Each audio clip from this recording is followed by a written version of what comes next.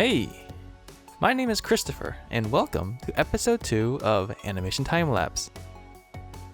In 2017 last year, I had the wonderful opportunity to work on Star Guardian Ahri. A lot of animators actually worked on this skin, and it was through everybody's efforts that Ahri looks as good as she does. They're all amazingly talented, so if you haven't checked out their work online yet, please make sure you do. In this video, I wanted to take a look at some of the animations I got to work on, and talk about what the process was like, as well as some key takeaways. The format this time is going to be slightly different from before, as I will be showing a lot more work in progress stuff, in addition to the usual time-lapse. I have also split this video into 3 parts for easier browsing. You can click on any of these shortcuts to jump to the portion that interests you the most. And without further ado, let's get started.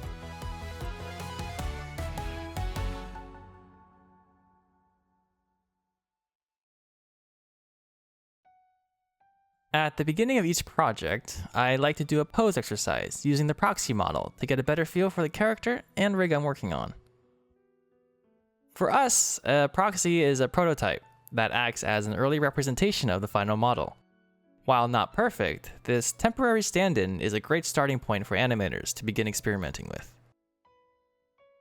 When working on these exploratory poses, I try not to think about whether they're perfect or have any real gameplay implications. I could spend hours posing each finger, but this really is just for me to see if I can find any creative ideas that might resonate with the team. Here's a quick montage of some of the poses I put together.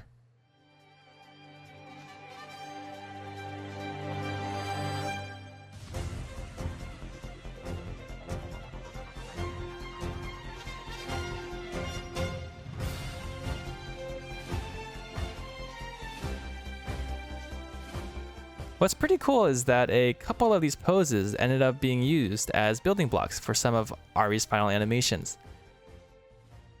These 3, for example, ended up being key poses for a few of her idols.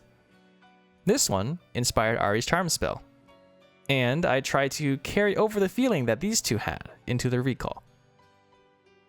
Now, while I was lucky enough to have some experimental pose explorations end up in the final assets, this exercise was actually really important in helping us answer a lot of questions during our pre-production phase.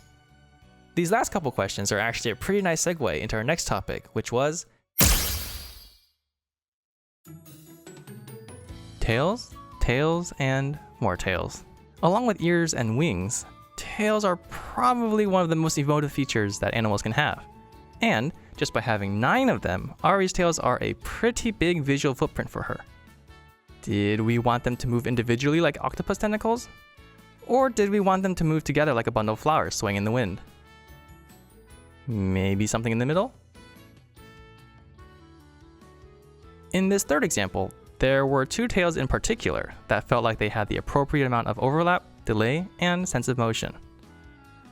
Finding the right amount of offset between each joint was tricky because just 1 frame of difference makes them feel substantially different. In the end, I ended up with this, which I felt struck a decent balance of feeling unified while still having enough individual variance between the tails.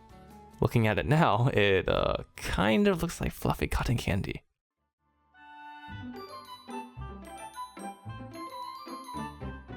Ahri's ability, Charm, is probably her most iconic ability in the game.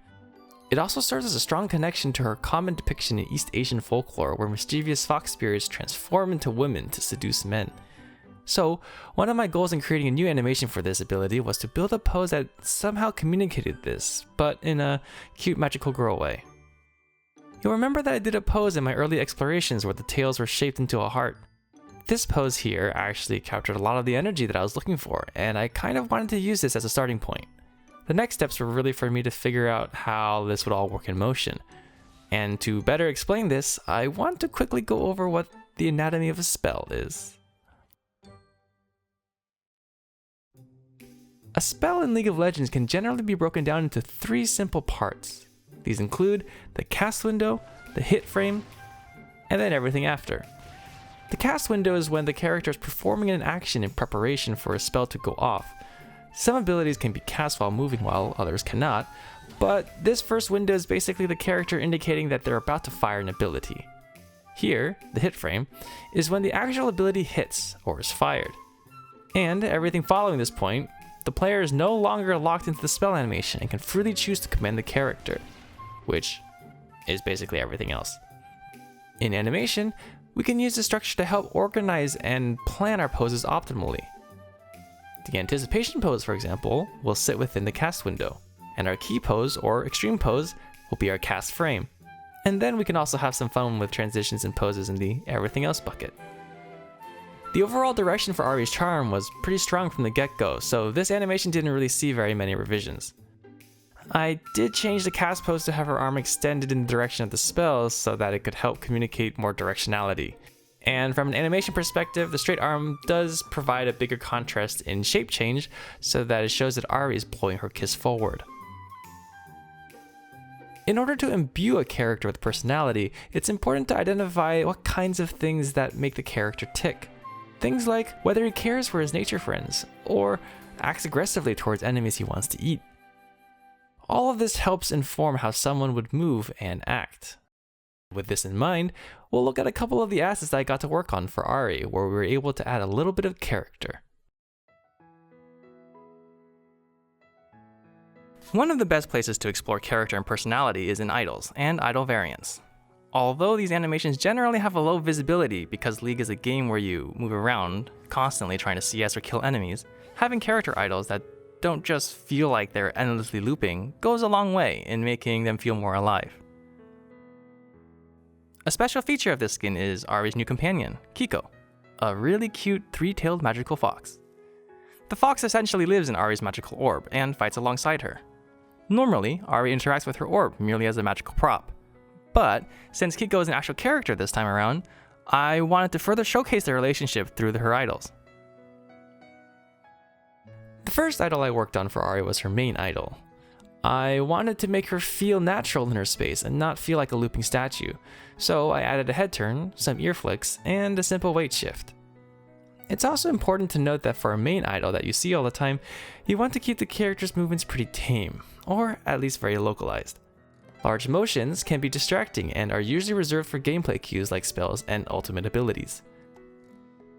The following two idol variants, however, show that we can help the character feel a bit more real and imbue them with some personality by having small interactions or shifting them around just a little bit within their game space. The first variant here features Ahri dusting off her outfit as she makes sure that she is presentable. Kiko, however, has other plans and tries to mess with her skirt a bit. And in a similar vein in the second variant, Kiko just can't resist playing with Ahri's large fox ears. Ahri's kinda used to it though, and she doesn't really mind her familiar's playfulness.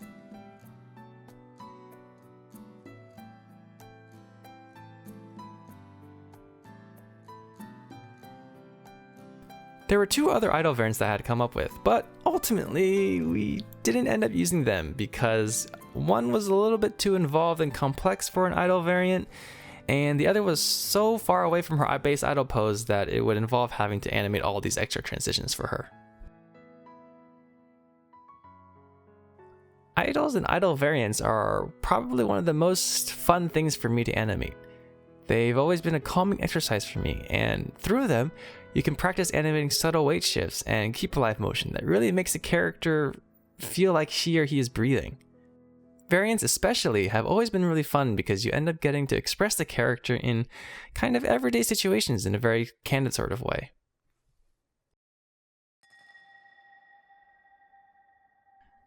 For those that don't know, Mahou Shoujo, the Japanese word for magical girl, is a subgenre of Japanese fantasy anime and manga.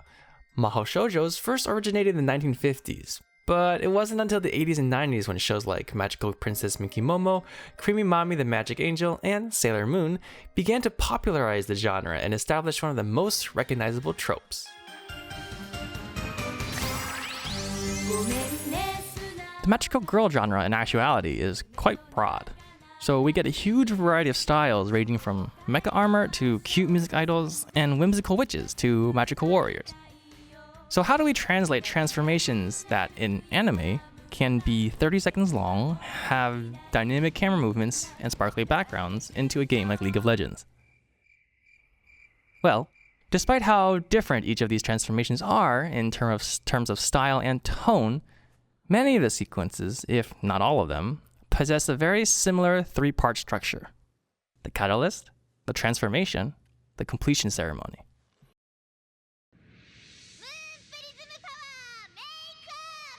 The catalyst normally begins with some kind of weapon or incantation that helps kickstart the transformation process. Then there's the actual transformation, or switching of outfits, which involves a previous uniform swapping with a new one, normally with magical colors and dust.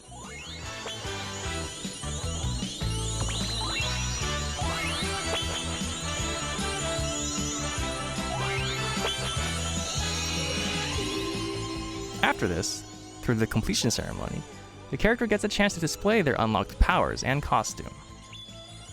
This section is also normally concluded with a finishing pose. We can see that over the course of the anime series, each of Sailor Moon's various transformations generally adhere to a similar structural ratio, with the actual transformation portion being the largest focus. This does vary a bit from show to show, but the core appeal of this formula is consistent across many series from the magical girl genre.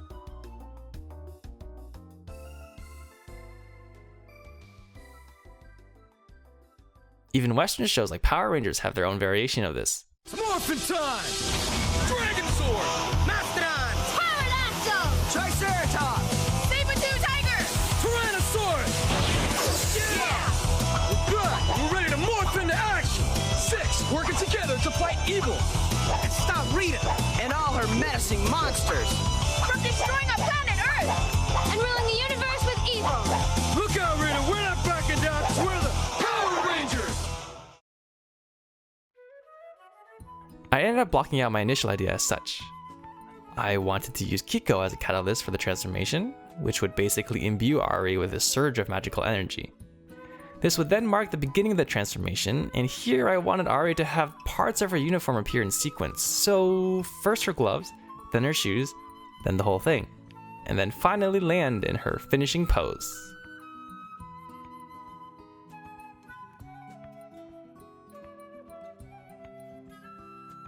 Someone pointed out that the finishing pose I had chosen was a bit too similar to Sailor Venus's finishing pose, so I tried a couple alternatives, finally landing on one that felt appropriate. And in the Blocking Plus pass, I added some extra breakdowns, threw in some basic tail animation, and modified the ending by having Ahri draw a magic heart before hitting her new, updated finishing pose. And just as a finishing touch, I slapped on some music from Pretty Cure and some temporary sound effects to illustrate the beats and build-up I was imagining.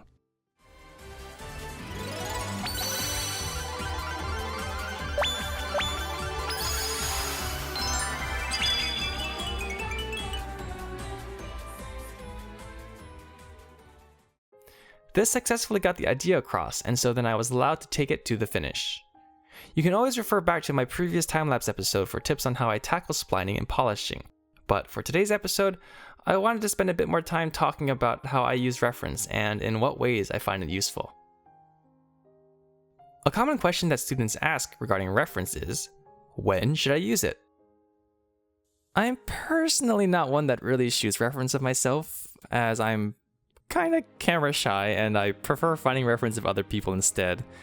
But I do know a lot of other animators that do record themselves, and they use it to great effect, as it's normally the best way to capture customized motion specific for your scene. But a mistake that students often make when using reference is that they rotoscope, or try to copy reference down to the exact poses and timing. And while this method isn't technically wrong, and it does have its stylistic applications depending on the project, it's important to remember that reference is ultimately just a tool. A very useful one, of course, but something that shouldn't be followed blindly or that strictly. With this in mind, I'd like to propose a change to the question from when should I use reference to how should I use reference? Often in animation, we're making characters move in scenarios that we've never really personally experienced before, so reference becomes a useful tool that helps us take a fantastical idea and embellish it with realistic elements. This ultimately helps us make the action feel more believable. Again, copying or matching reference isn't all that bad in and of itself. It's actually a very good way for animators to learn and understand the basic elements of physicality and weight within a shot. What body parts move first? How do the arms overlap? Where are the arcs versus straights? Even motion capture data, which is basically as closest to transferring reference straight into 3D as you can get, needs to be adapted, edited, and polished to make it look good in the final medium. I guess what I'm trying to get at is that reference is ultimately useful if you actively ask why you're using it and in what ways it applies to your scene or project.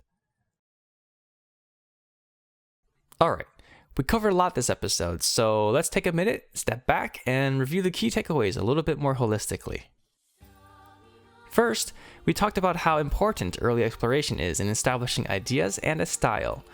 The goal of early explorations is to answer questions that help guide and align animators on a particular direction.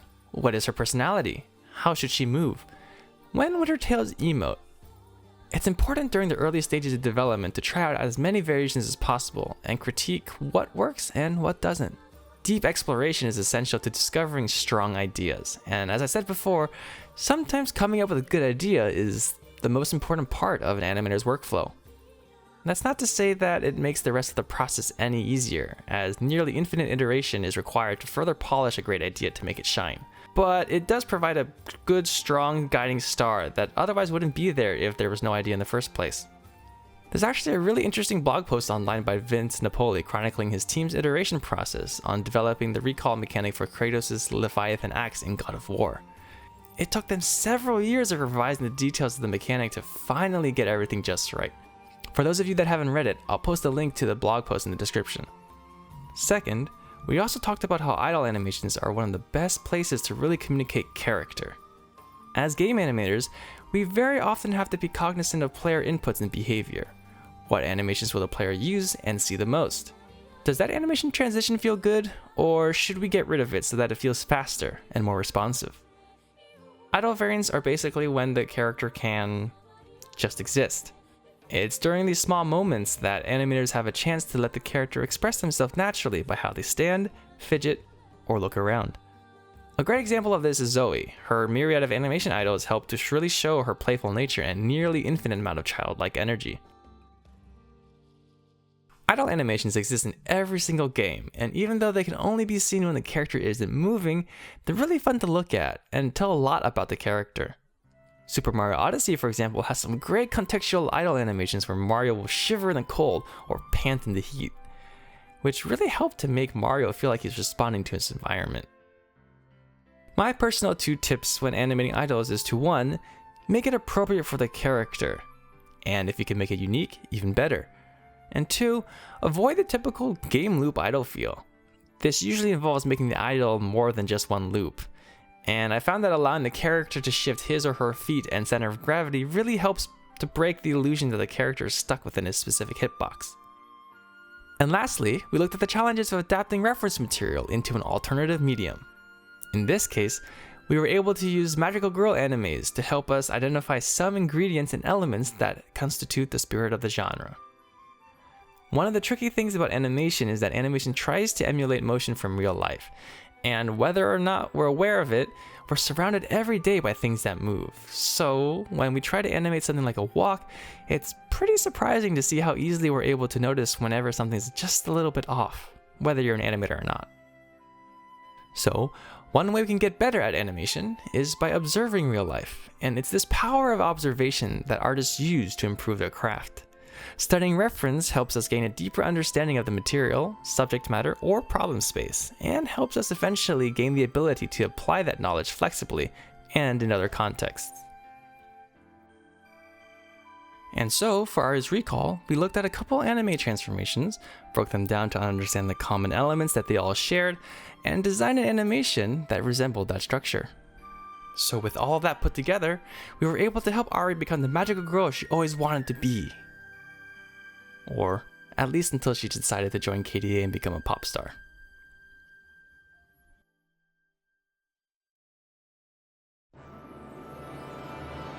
Hey everyone, thanks for watching. I appreciate you guys getting through the end of this video.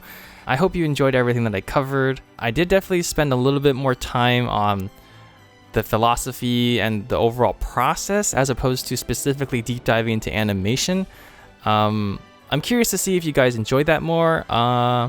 Let me know in the comments if you prefer something a little bit more specific to animation, or if you enjoy something a little bit more broad like this. I don't know if you prefer deep diving into something where I go over a lot more animation specific techniques, specific concepts, specific principles. Let me know what you think, as I ultimately kind of want to make this helpful for everyone and interesting for you guys as I can. Cool. So again, thanks for watching and happy holidays. Bye.